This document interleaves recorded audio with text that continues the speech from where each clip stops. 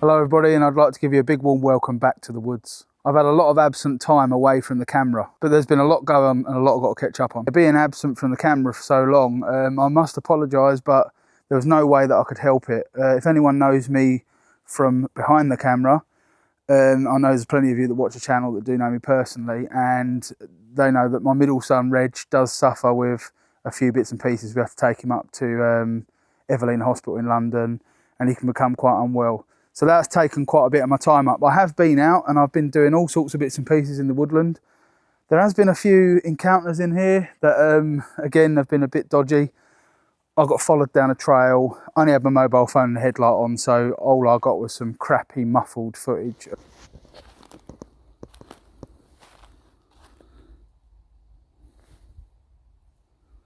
telling you, something is definitely following me down there. Staying just.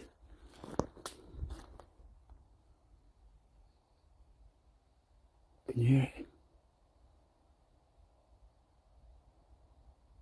As soon as I stop, it stops.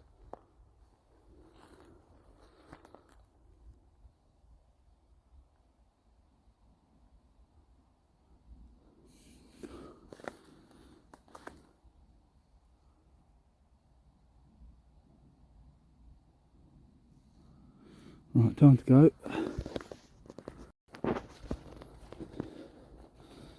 I've not got a clue what that was, but something was definitely. God, it scared the shit out of me. Over the summer, I stopped in a place called Burley in the New Forest. I bumped into an old lady that was in the high street. It's really weird there because there is all sorts of oldie worldy shops, one of them being linked to witchcraft. She didn't work in the shop, she was just shopping in there, just doing some browsing, and she said to me, "I recognise you." All of a sudden, embarrassment set in. But she said, "I think I know what's going on in there. There's nothing to be afraid about, but you may have someone in there practising witchcraft, or people practising witchcraft." Now, the witchcraft thing, it does sound a bit Hollywood, but believe it or not, we're not talking about, you know, witches that fly around on brooms and have cats and whatnot. There is still people that practice witchcraft. This goes back all the way before the medieval times. People were sort of like, you know, trialled and hanged and drowned for being witches in this country.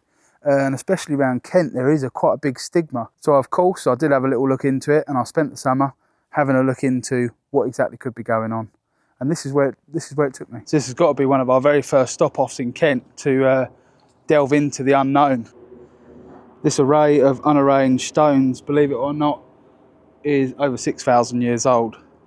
And this site behind me does tie into a lot of strange odd goings on, even to today's practice, with the unknown sort of witchcraft and sorcery that goes on in the woodland around this area. Well, as folklore describes, apparently there was 3 witches living in this area back all them years ago. They was, in folklore, apparently how these stones got here. The last stone, though, apparently that to summon a 4th witch from a different nearby village to help them conjure the spell to dump the largest of rocks on the top. So essentially, when this first was constructed, it was actually a burial ground that was set down here at the base of the hill in Alresford. And to be honest with you, it still does hold quite a creepy sort of remnant feeling. It's still in a lot of the books and a lot of the folklore around Kent, as shown.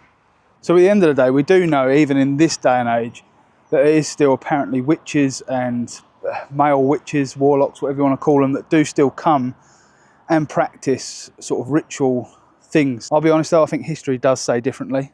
Probably going to be saying to me, "Carl, what's this got to do with your bit of woodland?"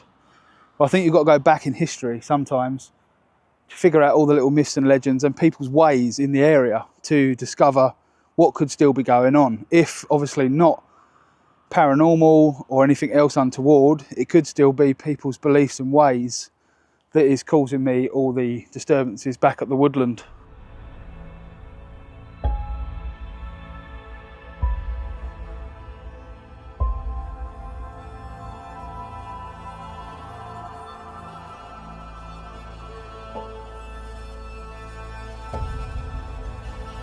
Let's also not forget, this is the site of a prolific battle that waged on between the Saxons and ourselves. this hillside does hold as grave sites for all those lost all them years ago in the battles. You definitely can sense it. You can imagine Saxons all stacked up on the hillside waiting to engage in battle. Plenty of bloodshed across this hill back in the day. So as we drive away from the remains of Kit's Cotty and the main part of Kit's Cotty at the bottom of Bluebell Hill, there's still one tale that does ring in my ears from times past, from when I was a child. My late grandmother did actually live on Bluebell Hill in what was the highwayman's cottage. The cottage was set amongst a load of woodland and park pasture. At the time, Britain was getting heavily bombarded by doodlebugs and bombs from the Germans. Although she might have been a very young age, she used to spend a lot of times in the woods, and we'd often sit round her kitchen table and hear of the many wonderful tales she'd tell us. But one of them sticked out. It's when she was walking through the woods on her own, and she came across the side profile of an old lady walking through the woods carrying a bunch of sticks. The lady was sort of in a Hessian garment, like a long robe made of dark Hessian fabric. She stopped, turned, looked at my grandmother, and then carried on walking. My nan says although she was only a little child, even if she'd been an adult, it would have frightened the life out of her. So my grandmother's story does tie in with a lot of the local legends in this part of the area. That also brings me to this article I found online. The strange apparition seen of an old screaming hag, big cats, an ape-man or gorilla, and red-eyed entities. Ghosts have been seen in the area before the 1968 crash.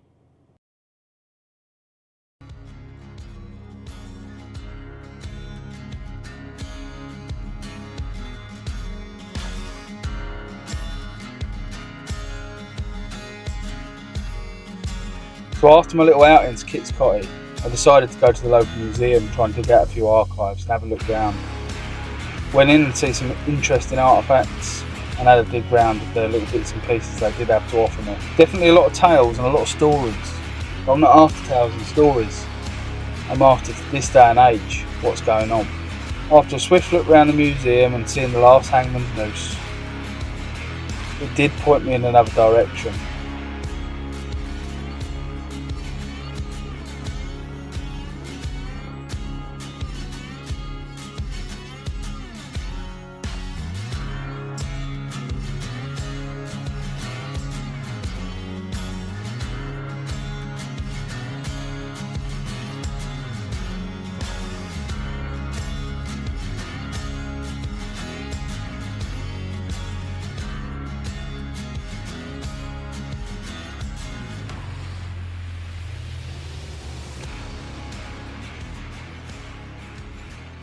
So the journey through Kent does now bring us to Canterbury, and the forest I'm currently in at the moment does have one of the highest numbers of witchcraft and odd related experiences in this area. And this woodland holds something that a lot else doesn't. So whilst we're here, we're going to have a good look round and might even do a little bit of a recce for a camp in the future.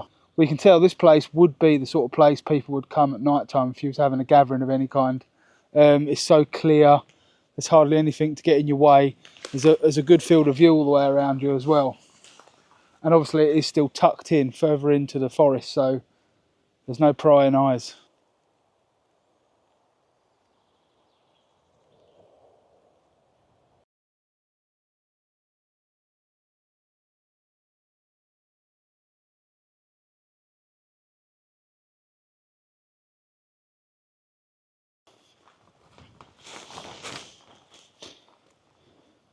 So what brought me here today was just wanting to have a little route around in one of the biggest forests in Canterbury. This forest has actually had bison introduced, obviously in cordoned off areas, to see how they flourish in this part of the countryside. This woodland also had a reputation, back in the 90s especially, for very funny hippie parties that were broke up by the police, strange times of the night, and also witchcraft and sometimes even a cult. And I'm going to be honest, this has got an enchanting feel to it, this forest. We're going to have a shoot off and look at the last ducking stall in the whole of Kent.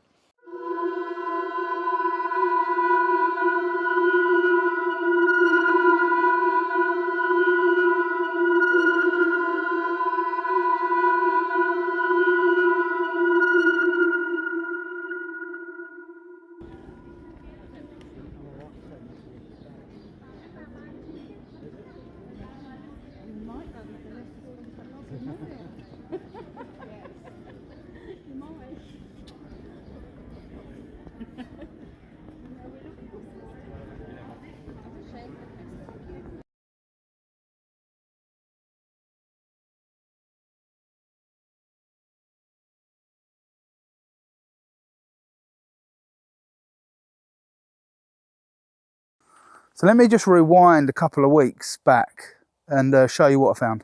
It was quite weird. I was out hiking for the day. I'll let this video explain. So I've been out hiking for most of the day, and most of you will know if you follow the channel, I've got this large woodland that I'm lucky enough to have permission on. Coming through part of the woodland, which I call the corridor, which is probably the west side of the property. It was where that figure was caught on the drone, or the two figures were caught on the drone, if you've seen the video. I don't particularly like this bit of the woodland. It always feels dark and dreary and just rubbish here. I've not actually camped on this part. I'm going to be camping the other side of the woodland, hopefully next weekend. But something caught my eye today. As I was just passing through this area, I thought I'd hit them other load of cramp balls for fire making. I thought I'll get over there and grab them.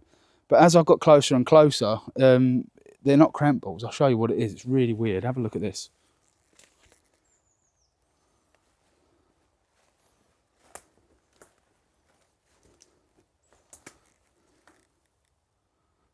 Just stacks of rocks. And they're black.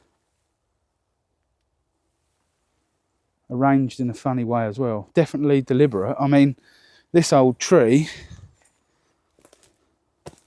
rotted out years ago by the looks of it, and it's just give way. But we've had a fair amount of bad weather the last few weeks, so these must be only here recently, because I'm sure the weather would have moved them, or a squirrel scuttling up this, because squirrels are lazy buggers. They'll scuttle up this part of this old limb here to get to the higher parts of the tree canopy. They would have knocked it off going by it. I mean, they're inquisitive little buggers. There's nothing else really about. There's a bit of staining on the tree. I don't know what that is. That might be, I've not seen anything like it before, but it's like almost like a like blackberry. There ain't no blackberries this time of the year, but that could have been left by an animal. You never know. If an animal's been shot in a field further out and it's come running in, it could be a little blood trail, anything really. So that I'm not too concerned about. But them rocks just stood out like a sore thumb.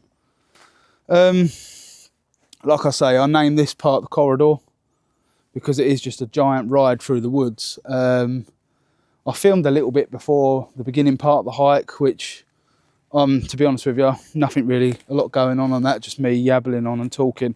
But that's definitely worth noting. I'm going to leave that well alone because I just don't really feel like I should disturb it, to be honest with you. Don't want to go disturbing it, and then I'll start to, you know, your mind plays tricks on you, doesn't it?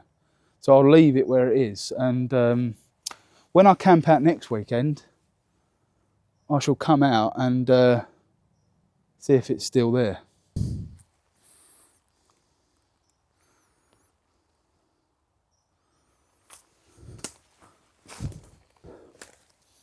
Thought I did just hear people then. But anyway, yeah. I'm going to carry on my walk. If anything else comes up, I shall bung you in. I suppose it's not that far-fetched either, because we've had figures on cameras that have been dressed in some sort of roby, big, or people have been saying it's Bigfoot. But to be honest with you, we're in the UK here. I wouldn't say Bigfoot was out of the question in America or Russia or somewhere that's got a huge open landscape that's unexplored. I know here in the UK we do have spots that are not explored, but I'm in here quite a lot. I'm pretty sure I'd have bumped into something if it was a Bigfoot. Could it be paranormal? Again, I'm not saying it's not, but the likelihood of it is very, very slim.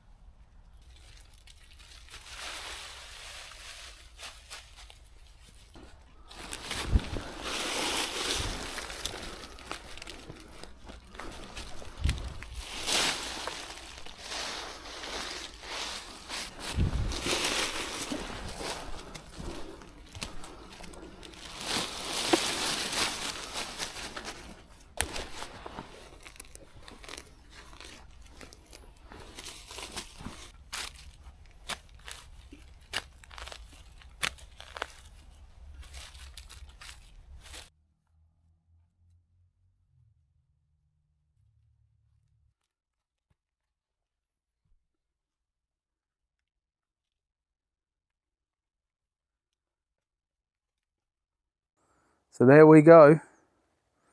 So far, not bad for a quick natural shelter. We're all covered in here by foliage and leaves. I'll be honest with you, this will be a bit more of a ongoing project, to be honest, because I'm going to adapt it so that the log burner that I've got a mobile log burner, can come in here and be flued out, and then I can sleep. There's a couple of little holes here that are going to be filled. Rome weren't built in a day. I know it's only a small little shelter, but to be honest with you, once I've got all of this filled with moss and earth and all the rest of it, I might get a tarp for the summer to put under there and then put some foliage on top of that. Just get some bracken and some evergreen and cover it up. But yeah, not too bad. To be honest with you, I do not need this little shelter here today with the sleep system I've got. This was just built for the fact of a bit more comfort. I've got a sleep mat that's going to go on the ground. I could have built a raised bed in there, but I'm going to save that for another day. So I'm going to put the sleep mat down. I've got a bivvy bag, and I've got a modular medium weight NATO sleeping bag that's going to go into that. So I should be well cosy. Really and truthfully, I wouldn't, as I say, I wouldn't need this. I could just put the bivvy flap over my head and sleep anywhere in the woodland. I didn't even really need the sleep mat. I could have used leaves as insulation, but to be honest with you, you know, this YouTube channel, I want to be a little bit comfortable tonight.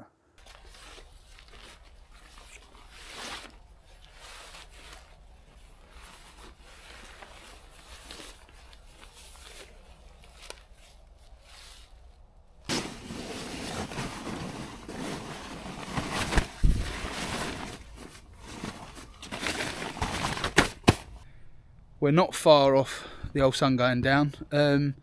Been quite a pleasant day, to be honest with you. So I'm going to cook pheasant and bacon stew.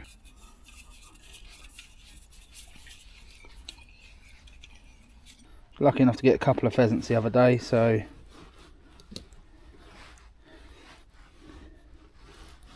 I've just bought one up.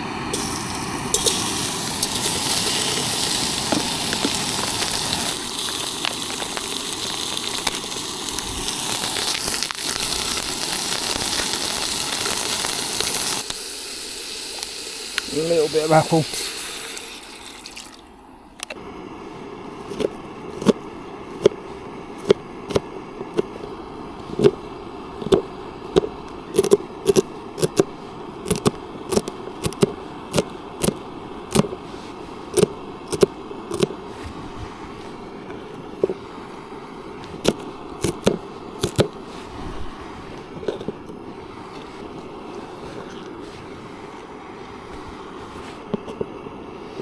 Do now is add a bit of water to the apple juice, just a touch.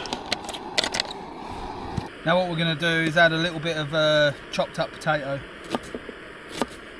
Not going to worry about taking the skin off. Give that to the animals.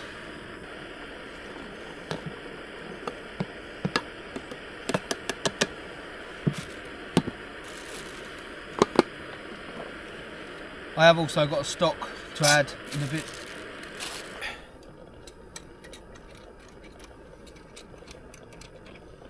Have a little rum.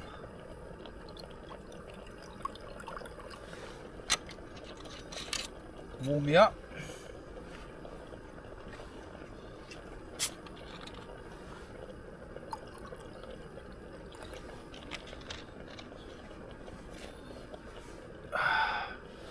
Cheers.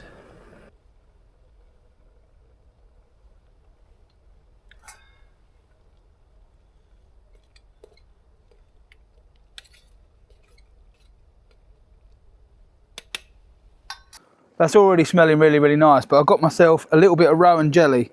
Because it is game, this stuff just finishes it off just nice. It's a nice little punch to it. After all, it's cold, so the happy mind has a full belly at the end of the day. Just going to let that simmer now.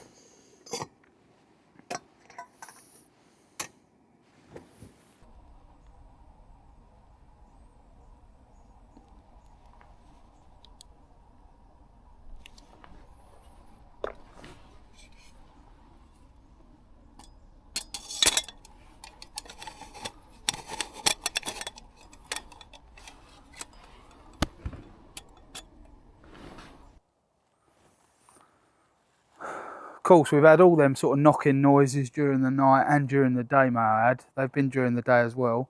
Even sometimes off camera, you'll hear the odd one. But it could be attributed to someone further in the woodland that shouldn't be in here just doing whatever they're up to that's causing that noise. But it's happened in the dead of night as well, which is the more concerning thing, which means someone's coming in at night time or whatever it is. It might be a natural phenomenon, but I can't put my finger on what it exactly is. You know, you spend so much time in the woods just sitting around looking for wildlife, shooting, hunting, you know, even just coming in here just for a bit of a break and a couple of hours peace from the outside world. And all you see is you might get a deer come by you because it doesn't know you're there. But I've not actually seen anybody in here. I ain't seen no sweet wrappers, no Coke cans, no beer cans. Obviously, you do get some people wander around the woods, they go out and they hide because they're up to no good. You know, they might be smoking drugs or drinking alcohol. And, you know, some people are down on their luck and they do take to sleeping rough in the woods, but we haven't got any of that evidence here. Obviously, only me drinking alcohol and sleeping in the woods, but I'm meant to be here. This is the thing, whoever or whatever it is that's happened well over for a year or so straight now, we've had some funny things happening. It seems to be only in this woodland. Obviously, because I camp elsewhere, went up to the New Forest, you know, nothing else ever happens. On my bit of land in where my log cabin is, nothing happens. But here, we just seem to have a lot of odd things. I haven't walked through to the corridor, which is a piece of woodland, which is the other side of here. We found some stacked rocks and I was meant to check on that, but building this, getting caught up in cooking.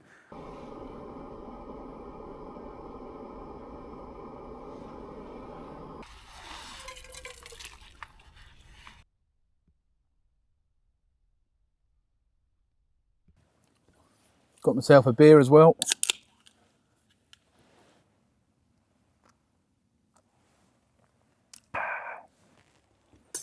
So the way I built the shelter is so I can keep an eye out that way.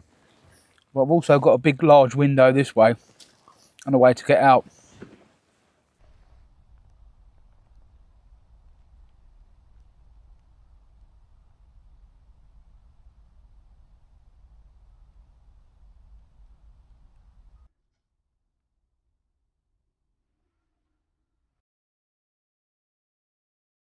Right everybody, it's pitchiest, darkest now. I'm in my little shelter. I'm gonna put my little radio on and hopefully have a nice comfortable night's sleep. I'll see you in the morning.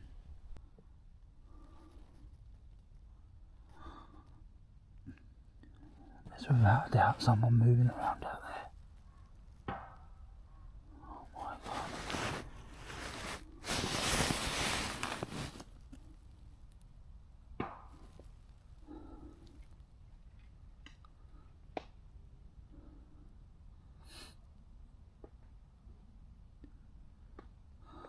Trying to quiet my breathing to actually hear.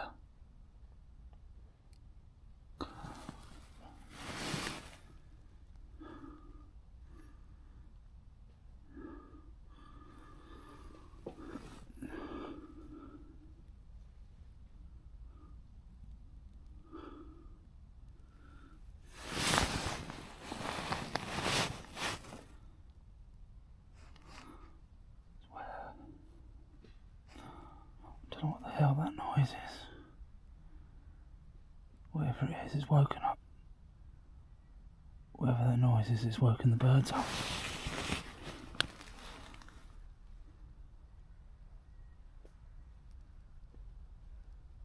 They're going crazy.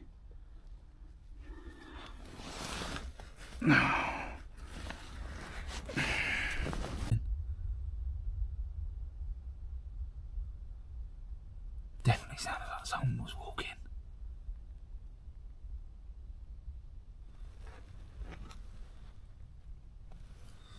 If anything else happens, I'll whack the camera back on.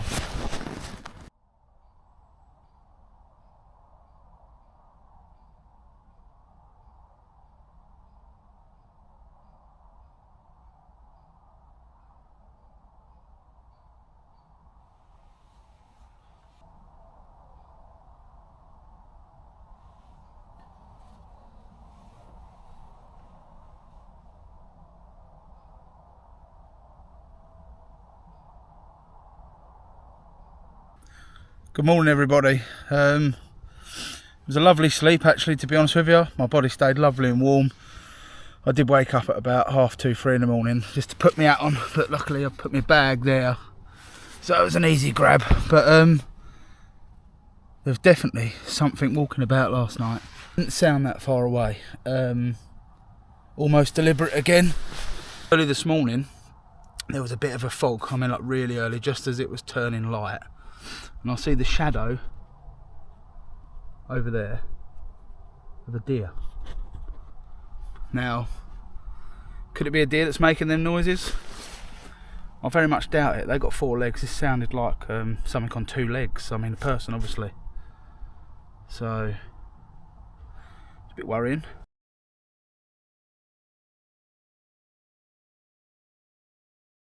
So, my honest opinion, I don't think it's witchcraft what's going on here.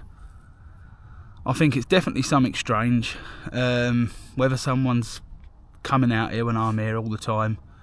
It's not every single time, but most times I have something happen here. I almost forgot, actually, back in August I did find an abandoned camp. Not in this block of woodland, but in the one next door, and literally they are like obviously connected in one massive block of woodland, and then it goes up to the hills. I had a quick walk through there, and again, it's private. I shouldn't have really been in there, so it was just one of them. I popped the mobile phone out and quickly give it a video. Now, I mean, is that just kids that have been there and, you know, sadly left a load of rubbish and not packed their stuff away and just left it and walked off? Or is there more to that? I mean, was someone else hearing them noises during the night and fled? Just panicked and fled. Interesting anyway. Well, it's about that time of day. I'm going to have to get out of my sack, face the cold, and get a cup of tea in me and then hit the road. Thank you ever so much for being a part of the journey again. Please like and subscribe and come along with me, and we'll build a bigger shelter next door to this one in the next coming weeks.